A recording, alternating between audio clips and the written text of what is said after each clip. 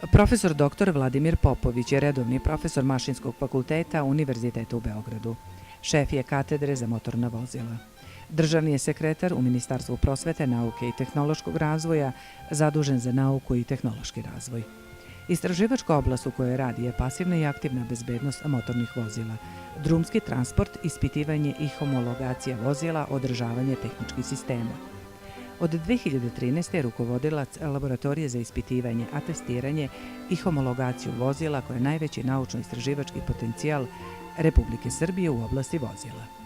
Objavio je oko 150 naučnih radova, recenzent je 6 međunarodnih časopisa na SCI listi.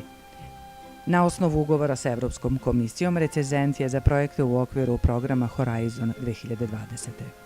Kao rukovodilac učestvovao je u izradi više hiljada izveštaja o ispitivanjima vozila i njihovih komponenti. Značajan broj ovih ispitivanja je sproveden za najpoznatije svetske proizvođače vozila, ali i za sve domaće proizvođače motornih i priključnih vozila.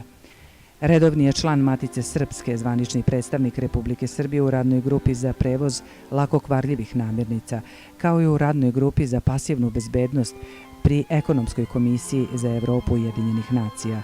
Član je Saveta akreditacionog tela Srbije.